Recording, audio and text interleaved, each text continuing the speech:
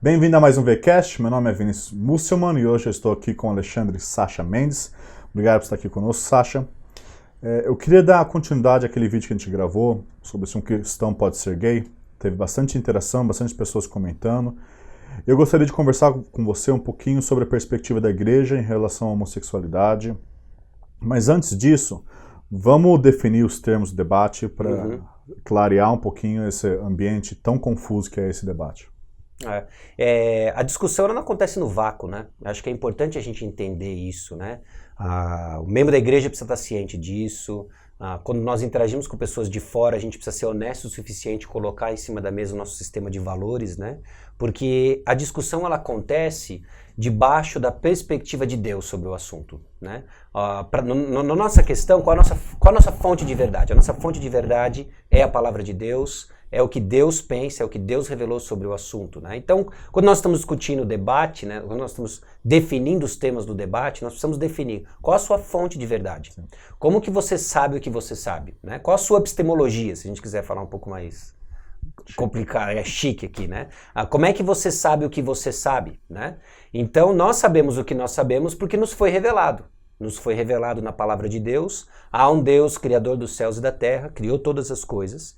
E ele se revelou a nós, e ele deu para nós o propósito da criação, ele deu para nós o que está de errado com a humanidade, ele dá para nós a esperança, nos deu esperança de redenção, quando inclusive seu Filho, Jesus Cristo, né, tornou-se personagem presente aqui na Terra, né, ele é ativo o tempo todo, mas ele se encarnou, ele habitou entre nós, né.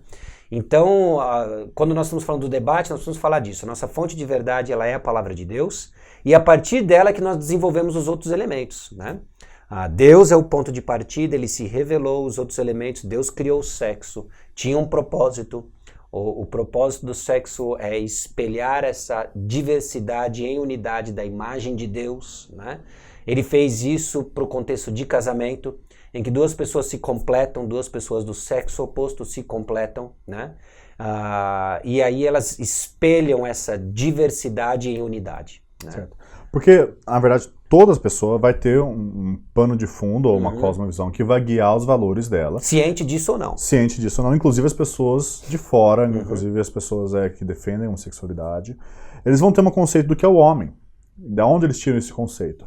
E uma coisa cada vez mais comum é o homem se animalizando, o homem se comparando com o reino animal. Então, se existem casos homossexuais na natureza, então isso significa que é totalmente parte da natureza, totalmente parte do homem natural, mas também tem, por exemplo, aranhas que comem o macho depois da relação sexual, cortam a cabeça como gafanhotos e tudo mais. E não necessariamente a gente traz isso para a relação... Por enquanto. Eu espero. Para a questão do ser humano, né? Então, eu acho que se a gente quer ter uma visão holística do ser humano, a gente não tem como fazer isso olhando para o reino animal. A gente precisa, na verdade, de uma visão que vem de cima do que é o homem. E eu acho que Deus trouxe a revelação, Ele explicou para a gente quem a gente é, como Ele nos criou, Ele nos deu as informações que a gente precisava na revelação escrita, que é a Bíblia. Eu acho que se a gente não pegar esses termos, o debate ele vai começar a ser infrutífero, porque a definição nossa de o que é um ser humano vai ser diferente deles que é um ser humano. E essas definições estão cada vez mais claras na nossa sociedade, porque a gente está vendo tantos conflitos que antes a gente não via, com questão de aborto, questão sexual, questão de prioridades. Essa definição dos termos é bem precisa e bem necessária. Algum outro termo que você gostaria de definir? Eu acho que a questão do gênero também é importante a gente refletir, né? Porque hoje o gênero ele é o que você sente, né? A gente vê toda essa questão da ideologia de gênero aí, né? E as pessoas elas tendem a definir gênero de acordo com o que você sente. Isso é contrário à revelação que nós recebemos de Deus, né? Você tem o gênero que Deus lhe deu, né? E como eu sei o gênero que Deus me deu? No dia que eu nasci era muito óbvio, né? As características físicas, né? O meu fenótipo dizendo qual era o meu genótipo, né? Deus me fez homem, porque Ele me deu... enfim, XY, né? E deu XX para uma mulher, né? Então, gênero deixou de ser algo que me foi dado pelo Criador e passou a ser uma experiência que eu tenho. E é por isso que a gente vê crescente hoje, né? Pessoas dizendo, eu sou um homem preso num corpo de mulher, ou eu sou uma mulher presa num corpo de homem, né? Isso vai contra o que nós entendemos de revelação bíblica, as informações do Criador, né? Você é chamado a não mudar o seu corpo de acordo com o que você sente, você é chamado a trazer a obediência que você sente ao corpo que Deus lhe deu. Sim.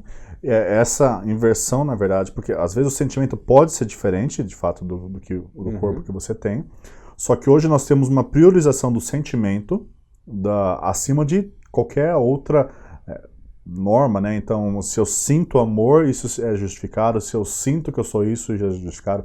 Só que daí a gente sempre coloca alguns extremos, né? Se eu sinto que eu sou um serial killer, isso não é justificado. Então, eu acho que por enquanto, essa incoerência, muitas vezes, nesse pano de fundo do debate, se mostra cada vez mais notório. E você fez um ponto interessante, né, dizendo que a disparidade entre o que eu sou biologicamente com o que eu sinto, ela existe, né? De forma nenhuma, quando eu digo que é errado, eu não estou dizendo que não exista. O sentimento e a dor dessas pessoas, ela é real. Ela é real. Agora, o que nós estamos trazendo à luz aqui é que é uma experiência equivocada, no sentido de que ela carrega os efeitos do pecado, né? Porque a gente tende a pensar pecado como algo meramente comportamental, mas o pecado ele invade nosso ser por completo. Sim. O que eu penso, o que eu desejo, o que eu sinto, né? Então eu penso errado, eu desejo errado, eu sinto errado, tanto na questão sexual quanto em outras questões, de várias ordens, né? Então, inclusive a minha reação diante de um prato de comida, né? A gente estava brincando no intervalo aqui, né? E é fato isso, né? Então, as pessoas precisam entender isso. Quando a gente diz que é errado, que algo é errado, eu não estou negando a experiência que a pessoa tem. Eu estou apontando um valor moral sobre essa experiência e apontando para a fonte da minha epistemologia aqui, né? Do que eu sei o que eu sei, que é Deus. O Criador está dizendo, isso está errado. Inclusive, isso também aponta para o futuro, porque a gente crê que a experiência, digamos, mais completa e mais feliz que um ser humano pode ter é em conformidade com o que Deus revelou e Deus falou, e é em Cristo Jesus, né, na pessoa dele. Eu acho que muitas vezes a gente dá-se o aspecto que a gente está falando não só por causa de ser chato, ou não. A gente está falando não porque a gente crê que em última instância isso vai trazer miséria para a pessoa e não alegria última, alegria eterna. Eu acho que essas coisas são boas pontuar. Agora, a gente está falando isso aqui, mas muitos membros de igreja ainda vão ter dificuldade quando eles estão interagindo com as pessoas de fora, pessoas que se declaram como gays, pessoas homoafetivas. Como que um membro de igreja deveria interagir com elas? Nós temos aquele lance, né? O crente ele gosta muito de apontar legalismo, sem entender que ele é o próprio legalista, né? Quando a gente cria qualquer tipo de juízo de valor que não é o do Senhor, né? Como é que Deus enxerga pessoas? Ele não enxerga rótulos, né? Às vezes a dificuldade que nós temos de interagir com essas comunidades, né? Porque nós vemos os rótulos, nós não vemos pessoas, né? Então ali tem uma história, ali tem história de muito sofrimento, ali tem história de alegrias, ali tem sonhos, ali tem decepções, ali tem pecados que foram cometidos contra aquelas pessoas, principalmente nessa questão dessa comunidade, né? Muitos são explorados de uma forma triste, né? Que traz profunda tristeza, né? Então a gente precisa enxergar isso, né? Uma das coisas que eu acho que revivamento assim, do conservadorismo trouxe é a questão de colocar a responsabilidade pessoal, e eu acho que muitos cristãos conservadores colocam a questão da responsabilidade. Você peca, você é um pecador, você é responsável por isso está certo. Só que a gente perdeu um pouquinho o aspecto da questão do homem também ser vítima do pecado, das artimanhas de Satanás e do mundo. E a gente tem que manter um equilíbrio entre essas duas realidades, do homem ser tanto culpado pelo seu pecado, como vítima do mal do pecado. E quando a gente tira um balanço disso, se a gente colocar isso muito para cima, a gente só vai ver a pessoa como um rótulo pecador. Se a gente coloca isso muito para cima, muito a questão de vítima, a gente vai colocar a pessoa não tem responsabilidade nenhuma, que é o embate muitas vezes entre direita e esquerda. Mas as duas coisas estão na Escritura. O homem é ao mesmo tempo responsável pelo seu pecado e vítima do pecado, com sofrimento e dores e cativo ao pecado. Se a gente não consegue ver essas duas coisas, a gente não consegue ver o homem como ele é revelado na Escritura, e a gente não vai conseguir agir de uma forma apropriada. Porque ou a gente vai querer ser só misericordioso e ignorar o pecado, ou a gente vai querer ser só lei e não ter misericórdia com a pessoa que sofre, com a pessoa que está no pecado. Eu acho que uma forma que eu tendo a pensar, né, que me ajuda a perceber justamente essa realidade, né? Sofredores pecam, pecadores sofrem, né? Quando a gente entende isso, né, que alguém que está sofrendo na mão do pecado de uma outra pessoa também peca na sua reação, e quando a gente entende que pecadores também sofrem as mazelas, as misérias do seu próprio pecado, isso desenvolve uma compaixão genuína que vai ministrar a verdade, né? Ao ponto de eu saber, entender, tem algo extremamente doloroso com alguém, vamos pensar agora não necessariamente alguém de fora de uma comunidade LGBT, mas dentro da igreja, que cresceu ouvindo que o homossexualismo é pecado e que ele deve crescer, arrumar uma moça e se casar com ela e ter filhos e ser feliz, né? Colocando o sonho evangélico assim, bem de uma forma superficial, né? E aí ele começa a sofrer porque as atrações dele não estão direcionadas para uma mulher, mas para um amigo dele dentro do grupo de jovens, que seja, né? Alguém do mesmo sexo, né? Isso vai trazer um sofrimento intenso, né? Aliás, a incidência, inclusive, de tentativa de suicídio é altíssima nesse sentido, né? Porque há esse sofrimento. E a igreja precisa reconhecer que pecadores sofrem, né? E aí entra uma outra questão também, né? De que, não, mas eu não optei por isso, né? Eu até entendo num certo nível o que a pessoa está dizendo, eu não optei por isso. Ela não tem um interruptor dentro do coração dela em que ela liga e desliga afeições. Afeições não funcionam assim. Não funcionam assim. Você não tem uma influência direta nas suas afeições, mas você tem uma influência indireta, né? E aí que vem a beleza do evangelho, essa transformação progressiva que o evangelho proporciona, né? E educando as nossas paixões, é o que a graça de Deus faz, ela educa as nossas paixões, nos ensinando a dizer sim, nos ensinando a dizer não. E a mudança, ela vai mostrar o gracioso plano de Deus, essa forma maravilhosa como Deus transforma pessoas, né, em ritmos diferentes, de formas diferentes, usando inclusive o pecado de pessoas. É um negócio fascinante, né? Mas é muito simplista quando a gente simplesmente diz, eu nasci assim, e etc. E não é isso, não é verdade. Trazendo agora a questão para dentro da igreja, e como a igreja deveria lidar com pessoas do seu meio que sofrem e lutam contra atrações homoafetivas, a primeira realidade que as pessoas têm que perceber é que elas existem. Elas existem. E elas provavelmente são mais do que você imagina. Uhum. Eu acho que muitas igrejas, elas consideram que essas pessoas existem. Às vezes a pessoa interage com um grupo de jovens, ou está num grupo e ela se comporta, às vezes, de uma forma normal, por assim, normal. Só que nunca perguntaram, nunca é interagido com ela e nunca se cria aquilo que você falou no vídeo anterior, aquele ambiente da graça. Uhum. Fala um pouquinho mais sobre isso. Como que a igreja pode criar esse ambiente de graça para levar essas pessoas a trazerem a questão à tona? Isso é vital, né? Porque se a graça é que educa as nossas paixões, a gente tem que construir uma comunidade onde a graça impera, né? Isso tem a ver com a forma, muitas vezes, eu acho que tem a ver fundamentalmente com o nosso diálogo, né? Acaba que sendo que a forma como nós comunicamos vai transmitir graça ou não, vai ser ocasião oportuna ou não. Então isso envolve, obviamente, a questão das nossas brincadeiras, né? Se nós vamos encarar isso com zombaria ou não, né? Isso envolve se a nossa comunicação aponta e reflete a transformação genuína do evangelho, né? De que existe sim mudança, né? Então esse ambiente de graça, de relacionamentos saudáveis e seguros, em que eu posso abrir algo significativo como isso, sabendo que do outro lado não vai entrar alguém que vai me julgar de acordo com os seus próprios julgamentos, com os seus próprios valores, mas vai me auxiliar na palavra de Deus. Sim. Né? Então, quando existe essa cultura, e o que a gente está descrevendo aqui? A gente não está descrevendo nada muito diferente do que uma comunidade de discípulos deveria ser. Né? Essa comunidade de discípulos interessadas na vida um do outro, né? Disposto a pagar o preço máximo, que é os seus interesses, seu tempo, muitas vezes suas finanças, suas emoções, né? Para ajudar um ao outro. Né? Pastores deviam atentar também sobre como eles abordam o assunto de púlpito, porque eles vão acabar moldando a igreja, gerando cultura na igreja.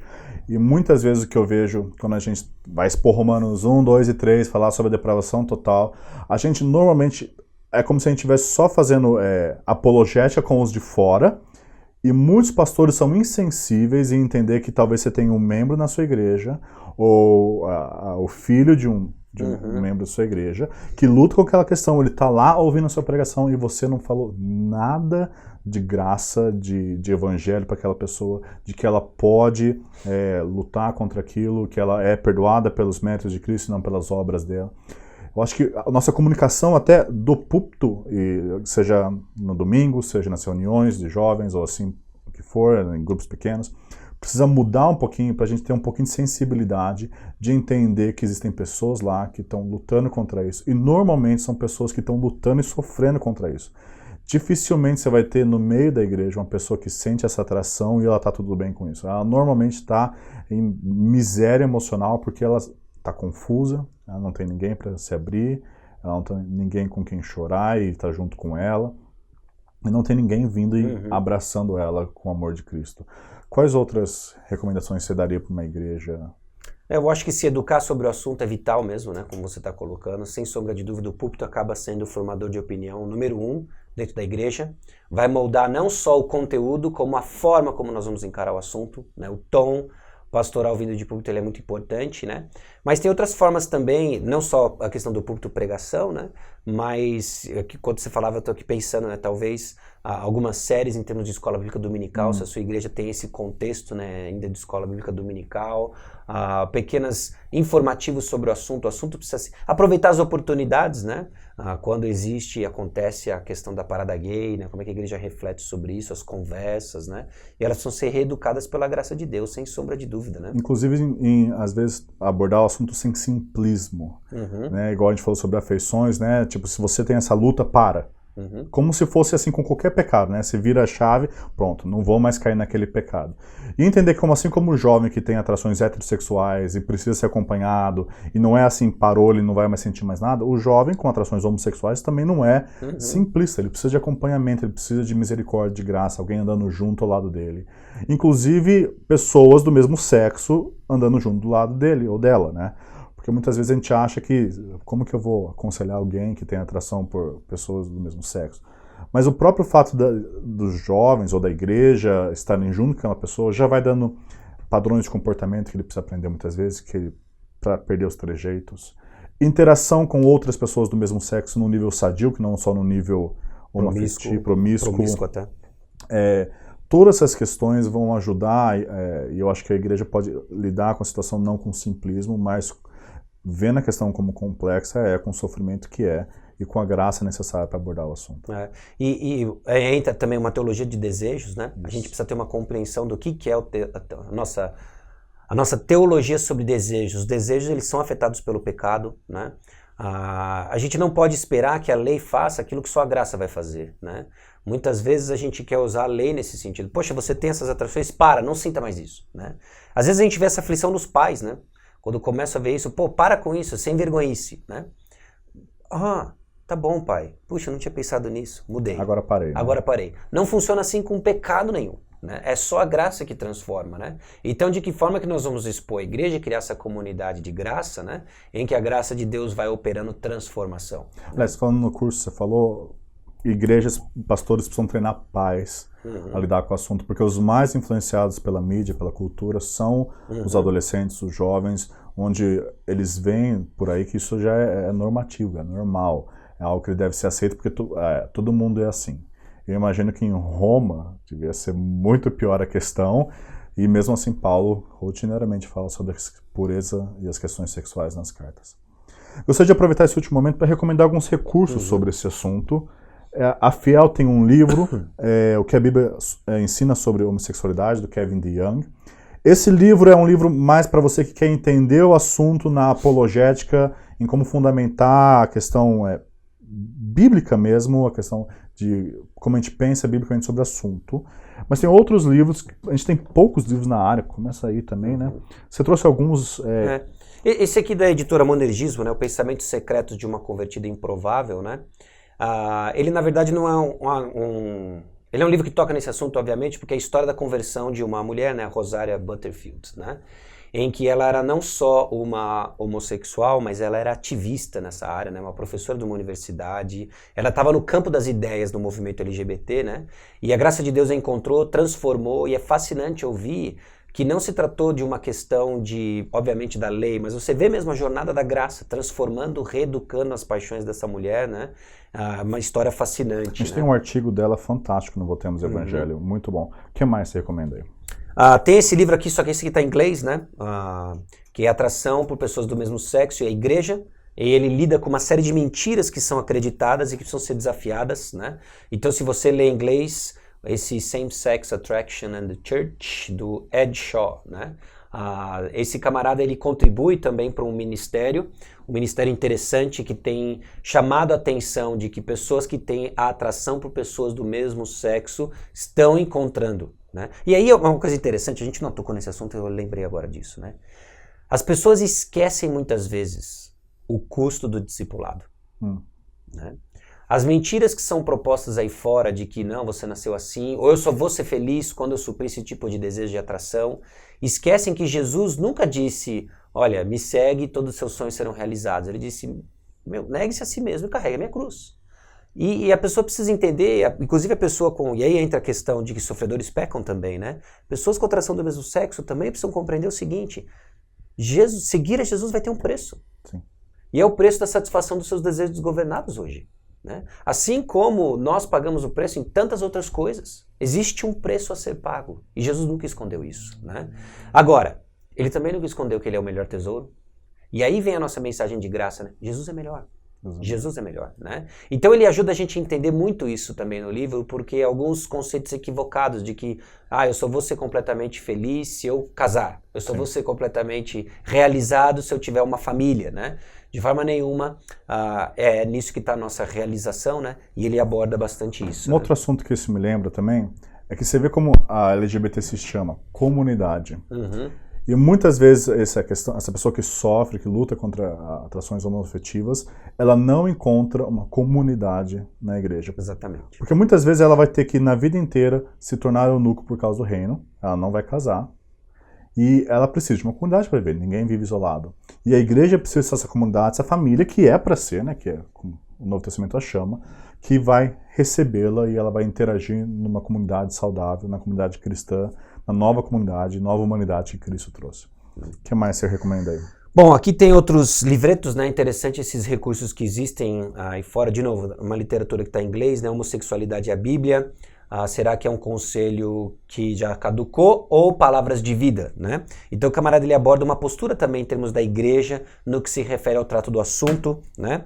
Ou esse daqui, ó. E se seu filho diz, eu sou gay, né? Pais enfrentam essa dor, como suportar agora? É fascinante ouvir a história de pessoas que experimentaram justamente isso, né? E que têm experimentado mais da graça de Deus, da verdade, e a difícil tarefa de você comunicar o amor ao seu filho, ainda que você reprova a atitude que ele tem, né? E isso é uma arte, né? Vai ser um aprendizado constante, né? Aquele lance de você vai mandar presente de aniversário e você não vai mandar presente de casamento, né? Então tem coisas bem diferentes, né? E esse daqui, será que eu posso realmente mudar se eu sou gay, né? Então são alguns livretos aqui, nesse caso eu trouxe 3 da Harvest USA, uma igreja que tem promovido esse tipo de recurso, né? Mas você encontra também os livretos da CCF, da Christian Counseling Educational Foundation, vai ser um excelente recurso, né? Tem alguns artigos também publicados pela ACBC, que é a Associação de Conselheiros Cristãos, de Conselheiros Bíblicos, né? Certificados lá pelos Estados Unidos, né? E outras boas coisas. Tem muito lixo na internet, mas aqui e ali tem coisa boa também, né? Então tá aí algumas indicações para começar a entender um pouco mais do assunto e crescer como igreja. Beleza, obrigado, amando Sasha. essas pessoas, né? Amém. São pessoas.